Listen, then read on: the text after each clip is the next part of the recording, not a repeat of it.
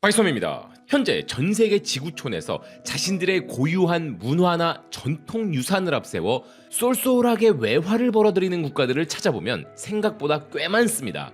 그런데 우리가 일상적으로 소비하는 이 대중문화 콘텐츠 하나만 가지고 전 세계인들의 지갑을 무자비하게 털어내며 아주 막대한 돈을 벌어들이는 나라를 꼽으라면 그 누구도 부인할 수 없는 독보적인 세계 1티어 황제 국가는 단연 미국입니다. 이미 보유한 엄청난 할리우드 명화들부터 넷플릭스, 디즈니 애니메이션, 마블 시리즈, 팝송, 그리고 전 세계인들의 입맛을 절여버린 패스트푸드까지 그 영향력은 가히 헤아릴 수조차 없잖아요. 그럼 미국의 뒤를 잇는 2티어급 문화 강국들을 추려본다면 어디가 있을까요? 유럽에서는 역사적으로 영국이나 프랑스 정도가 간신히 명함을 내밀 것이고, 우리 아시아 대륙으로 눈을 돌려보면 덩치만 컸지 철저하게 자기들끼리만 노는 내수 중심의 중국이나 인도를 배제하면 오직 우리 대한민국과 일본 정도만이 글로벌 마켓에서 당당하게 2티어 권력을 쥐고 있다고 국제적으로 공인받는 분위기입니다. 하지만 여러분, 이 지구상에 존재하는 모든 국가를 통틀어 오직 우리 대한민국만이 가지고 있는 완벽하게 독보적이고 위대한 차별점이 딱 하나 존재합니다. 방금 제가 언급해드린 미국, 영국, 프랑스, 일본 같은 나라들이 전 세계에 대중문화를 퍼뜨린 방식을 뜯어보면요, 예외 없이 과거 강대국으로서 주변국들을 무력으로 짓밟았던 거친 제국주의 패권이나 군사적 하드파워를 먼저 달성한 뒤에 자기네 문화를 강제로 이식한 방식이었죠. 하지만 우리 대한민국은 인류 역사상 유일하게 남의 나라를 단 한 번도 침탈한 적 없이 순수한 콘텐츠의 매력만으로 전 세계 안방을 굴복시킨 지구상 유일무이한 국가라는 점입니다. 그렇기에 전 세계 역사학자들과 언론들이 대한민국의 한류를 바라보며 이건 인류 역사상 전례가 없는 완벽한 기적이다 라며 감탄사를 연발하는 것인데요. 한마디로 순서가 뒤바뀐 것입니다. 하드파워가 소프트파워로 이어진 것이 아니라 소프트파워와 하드파워가 동반성장했으니까요. 그래서 지금 우리 대한민국이 무시무시한 대중문화 강국의 화력에다가 세계 최상위권의 압도적인 하드파워 제조 기술력까지 갖춰 양쪽 톱니바퀴가 맞아떨어지는 경이로운 순간이 도래하자 이제 드디어 전 세계 엘리트들은 팝송이나 드라마를 넘어 대한민국의 유구한 5,000년 역사와 전통 유산, 즉 K 헤리티지를 향해 단체로 돋보기를 들이대며 경탄 섞인 관심을 쏟아내기 시작한 상황입니다. 아시아 대륙의 거시경제 소식을 전문적으로 다루는 최고의 권위지죠. 바로 레포르테 아시아가 타전한 아주 기절초풍할 기사를 뜯어보겠습니다. 매체는 대한민국의 문화 수출에 대해 이런 분석을 내놓았습니다. 대한민국 정부가 오는 2030년까지 오직 문화 수출이라는 타이틀 하나만 가지고 무려 1,100억 달러라는 상상 초월의 메가톤급 수출 목표를 공식 설정했다. 여러분, 솔직히 165조 원이라는 숫자가 피부에 확 와닿지는 않으실 텐데요. 냉정하게 비교해드리면 현재 대한민국의 기둥인 반도체를 제외하고 이건 우리나라의 그 어떤 국가 핵심 산업의 수출 금액보다도 압도적으로 높은 역대 최고 수준의 대기록입니다. 레포르테 아시아의 기획보도는 이런 내용을 이어갑니다. 이번 거대한 수출 점령전의 선두에는 전통의 K-팝뿐만 아니라 K-푸드와 K-뷰티가 삼각편대를 이루어 돌격대장으로 서게 될 것이다. 대한민국 정부가 이러한 무시무시한 수출 목표를 자신있게 내놓은 배경에는 문화라는 고리타분한 개념의 영역 자체를 완전히 통째로 뒤흔드는 재정의 작업이 있었다. 단순히 음반이나 드라마를 파는 걸 넘어 K-푸드, K-뷰티, K-패션과 관광에 이르기까지 한국이라는 국가 브랜드가 만들어내는 모든 연관 소비재 산업 전체를 국가 문화 수출 생태계의 범주로 묶어버리는 대대적인 개편을 해낸 것이었다. 즉, 이번 통계 개편은 문화가 만들어내는 실질적인 경제적 효과를 측정하여 그 영향력을 계산하는 패러다임 방식 자체를 혁명적으로 바꾼 일이라는 설명입니다. 매체는 한국식 문화경제학의 새로운 영토 확장 메커니즘도 정밀해부했는데요. 새 체계에서는 전 세계 젊은이들이 K-팝과 K-드라마에 자발적으로 지갑을 열게 만든 그 동일한 문화적 매력의 연장선상에 K-푸드와 K-뷰티의 세계적 수요도 포함시켰다.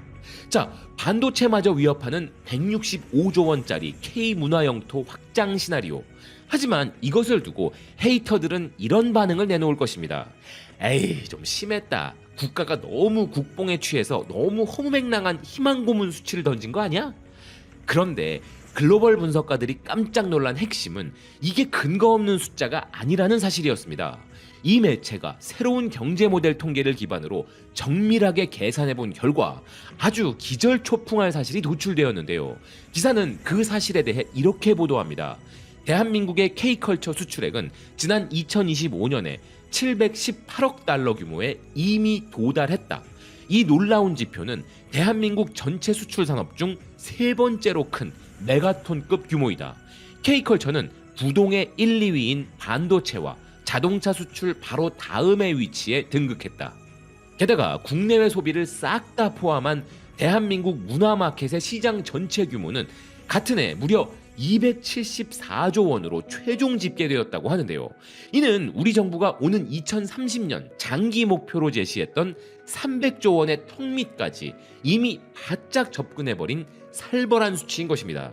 자, 이렇게 엄청난 수치적인 대기록과 함께 논리적으로 딱딱 맞아떨어지는 또 하나의 결정적인 근거는 지금 지구촌 곳곳에서 실시간으로 관측되는 소름 돋는 실물 문화 현상입니다. 레포르테 아시아는 화면 속 K 콘텐츠가 전 세계 소비자들의 라이프 스타일을 어떻게 지배하는지 추적했는데요. K-드라마를 시청한 전 세계 소비자는 작품 속 한국 화장품 브랜드, 식당, 의류를 자발적으로 인식하게 되고 K-팝 때문에 한국어를 배운 중남미 청소년들은 결국 온라인을 통해 한국 제품을 구매한다. 즉, 넷플릭스 화면 속 영상 콘텐츠는 한국 소비재 상품 구매로 저절로 이어지는 것이다. 또한 그것은 한국행 비행기 티켓을 끊는 것과 한국식 라이프 스타일을 영위하는 것으로 이어진다. 이러한 무한동력 연결고리야말로 대한민국 정부가 문화수출 통계를 완전히 재정립한 진짜 무서운 이유이다. 그리고 기사에서는 이러한 위대한 유통 연결 구조를 가장 강력하게 증명해낸 전설적인 역사적 사례로 바로 우리 방탄소년단의 멕시코 점령전을 꼽았는데요. 당시 멕시코 현지 콘서트 티켓은 오픈 단 40분 만에 전석 매진을 기록했다. 투어 전체 기간 동안 무려 21만 명이라는 엄청난 관객이 공연을 직관했음은 물론이고, 이 행사는 대한민국과 중남미 대륙 전체를 잇는 거대한 경제적 외교적 영역으로 이어졌다. 그런데 여러분, 스페인어권 경제지가 분석한 진짜 소름 돋는 대목은 지금부터입니다. 사실 문화를 실물 경제와 결합해 돈다발을 가장 많이 쓸어 담아온 전 세계 원조 플랫폼 제국은 다름 아닌 프랑스였잖아요. 파리를 방문하는 수천만 명의 외국인 관광객, 최고급 보르도 와인 소비, 샤넬과 에르메스 같은 명품 패션 수요와 유네스코에 등재된 미식 문화에 이르기까지 말이죠. 이 매체 역시도 프랑스가 수백 년에 걸쳐 축적한 문화자산의 위력을 주목했는데요. 프랑스는 문화가 가진 마력을 통해 국가 경제 전체를 움직이는 거대한 플랫폼을 구축한 나라지만, 대한민국이 지금 보여주고 있는 기적은 이러한 과정에 반드시 수백 년의 세월이 필요한 것은 아니라는 사실을 인류 역사상 최초로 증명해냈다는 것이다. 아니, 우리 프랑스 형님들은 이 강력한 문화 플랫폼 하나 만들겠다고 수백 년 동안 피땀 흘려가며 빌드업을 해왔던 건데, 우리는 불과 반세기 만에, 사실 더 엄밀히 따져서는 최근 20-30년 안에 전 세계인들이 한국 음식을 먹고 한국 화장품을 바르고 한국 자동차를 사게 만드는 이런 위대한 국가 플랫폼을 단숨에 완성해버렸으니 서구권 엘리트들이 기절초풍하는 게 당연하죠. 그리고 위대한 문화적 뿌리와 고유의 정체성이 없이는 결코 도달할 수 없는 이 최상위 문화산업 전선에서 최근 대한민국의 국격을 우주 끝까지 밀어올린 위대한 영웅이 한 명 더 등판했습니다. 미국의 가장 공신력 있는 할리우드 전문 매체 데드라인이 K-팝 데몬 헌터스의 매기 강 감독과 단독 인터뷰를 진행했는데요. 매체는 이런 설명을 통해 그녀의 굳건한 민족적 자부심을 격찬했습니다. 매기 강 감독은 작품의 모든 디테일이 역사적으로나 문화적으로나 완벽하기를 원했다. 그녀는 구체적인 한국 문화의 진정성을 자신의 작품을 통해 보여주는 것에 매우 집착했다. 특히 그녀는 서양 빅테크나 할리우드 제작진들이 흔히 저지르는 만행, 즉 중국인지 일본인지 분간도 안 가게 대충 비빔밥처럼 뭉뚱그려 표현하는 싸구려 가짜 아시아 문화를 아주 사정없이 부셔버리고 싶었다고 고백했다. 실제로 초기 각본 작업 당시 미국 작가들이 멋모르고 중국풍의 황제 캐릭터를 집어넣자 아니 이게 무슨 소리냐, 대한민국에는 황제가 아닌 고결한 전통을 가진 왕이 존재했다라며 제동을 걸고 철저한 전통유산 고증을 관철해냈다. 우리가 매기강 감독에게 찬사를 보낼 수밖에 없고 전 세계인들이 이 작품에 미쳐 날뛰는 이유는 단 하나입니다. 단순히 대중문화인 K-팝의 껍데기만 빌려 쓴 게 아니라 그 속에 대한민국의 위대한 DNA를 완벽한 고증을 거쳐 박아넣었기 때문인데요. 이를 통해 전 세계 시장에 입증된 최종 팩트는 명확합니다. 그건 바로 대한민국의 힙한 대중문화뿐만 아니라 이 땅의 깊숙한 전통과 역사유산 역시 인류 전체에 100% 통한다는 사실이죠. 자, 할리우드의 심장부인 데드라인까지 매기강 감독의 살벌한 한국 역사 고증 앞에 완전히 압도당해버린 이 위대한 서사. 그런데 그녀의 위대한 역사 고증 공헌에 가장 먼저 감격하여 공식 채널을 통해 뜨거운 경의를 표한 인물들이 있었으니 그들은 바로 대한민국 소프트파워의 최고 존엄, 우리 방탄소년단의 7 청년들이었습니다. 이들은 매기강 감독의 인터뷰를 자신의 글로벌 공식 채널에 미니 인터뷰 형태로 정중히 모셔 올리며 전 세계 아미들에게 그 내용을 전파했는데요. 수많은 외신이 이 자랑스러운 한국인들 간의 특급 협업 소식을 실시간으로 타전하며 그 무시무시한 글로벌 파급력에 경악을 금치 못했습니다. 하지만 진짜 리스펙트인 건 우리 방탄 청년들의 이번 앨범이죠. 이번 앨범에 대해 해외 유력 매체들은 이런 평가를 내놓고 있는데요. BTS가 완벽한 한국의 전통 정체성을 전면에 내세운 독보적인 앨범을 들고 지구촌을 침공했다. 사실 서구권 평론가들 입장에서 빌보드 차트를 씹어먹는 세계 최정상의 아티스트가 자국의 전통 문화를 홍보하기 위해 이렇게까지 영혼을 갈아넣는 행보는 역사상 단 한 번도 본 적이 없었기 때문에 그들은 정말 엄청난 문화적 충격을 받고 있는 상황인데요. 이 7 청년들이 우리 전통유산의 아름다움을 전 세계에 각인시키기 위해 얼마나 피땀 눈물을 흘리며 치열하게 고민했는지는 이번 아리랑 월드 투어의 공식 굿즈 상품 라인업만 봐도 알 수 있습니다. 인도의 유력 시사 비즈니스 매체 아웃룩 리스폰은 아주 기막힌 특집 기사를 보도했는데요. 이 기사의 헤드라인에서부터 우린 정말 엄청난 자부심을 느끼게 됩니다. 방탄소년단은 도대체 어떻게 한국의 고전 문화유산을 다시 한번 세상에서 가장 멋지고 힙한 라이프 스타일로 재창조해냈는가? 아웃룩 리스폰은 전 세계 젊은이들이 열광한 한국 전통 굿즈를 폭로했는데요.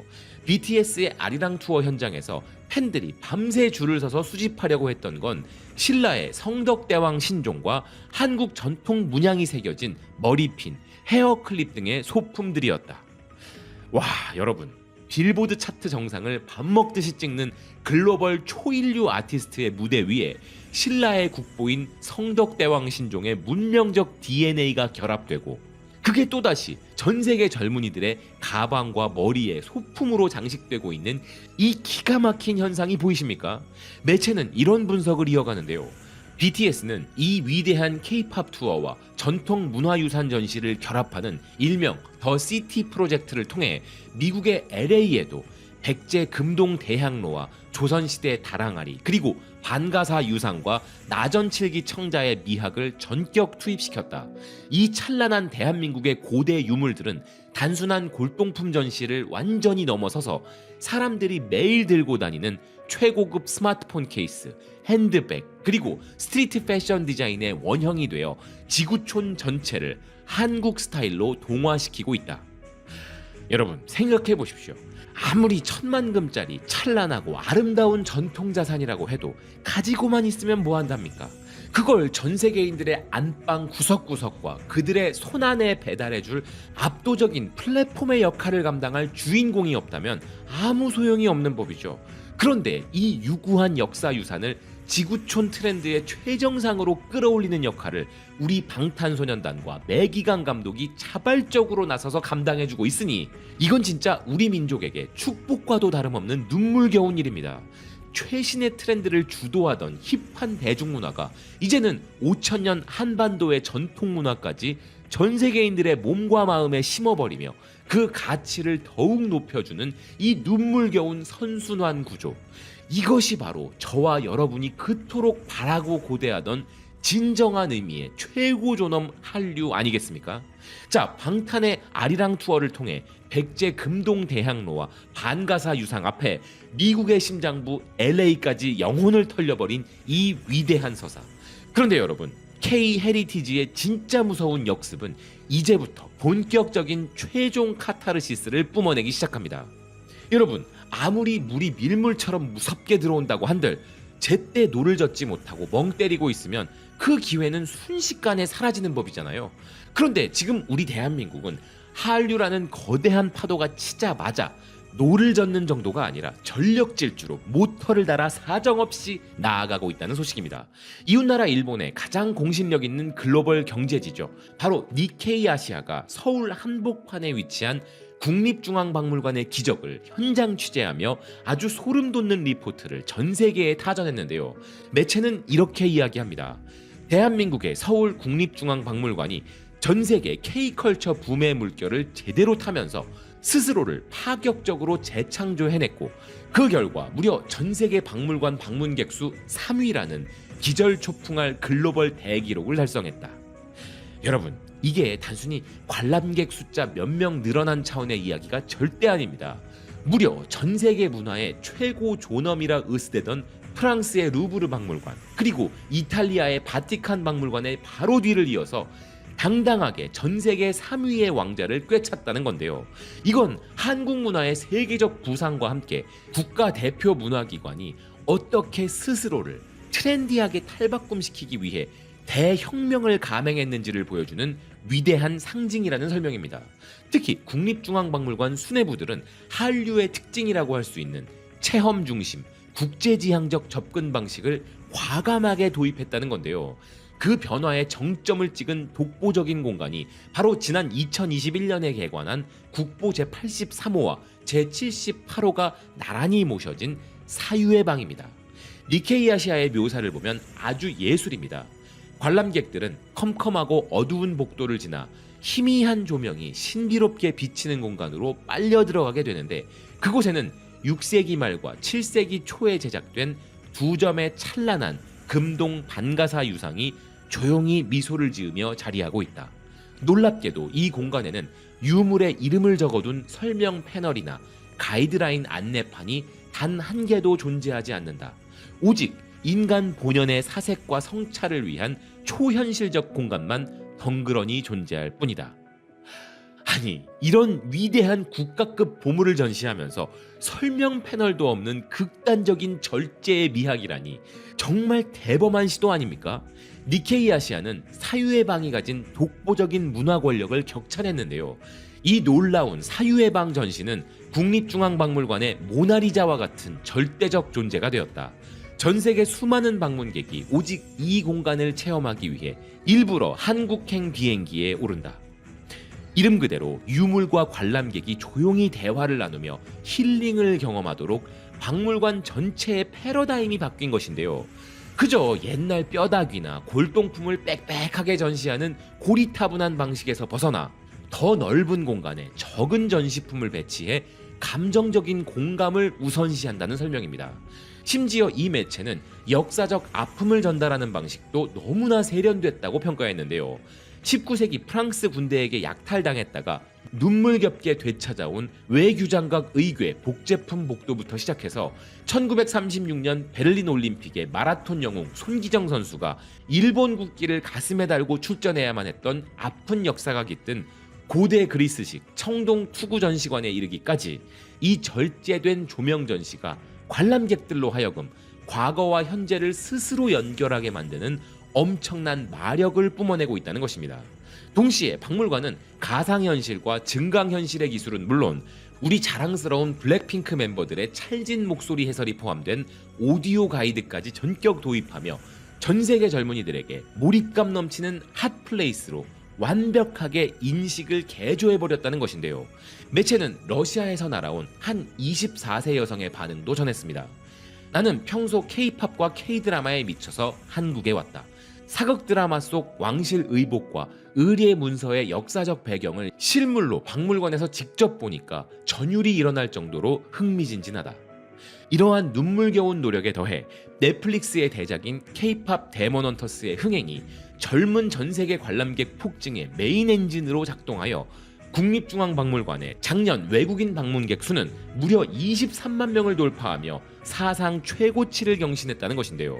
진짜 대박인 건 박물관의 전통문화상품 일명 뮤지엄 굿즈의 수요가 그야말로 대폭발했다는 대목입니다.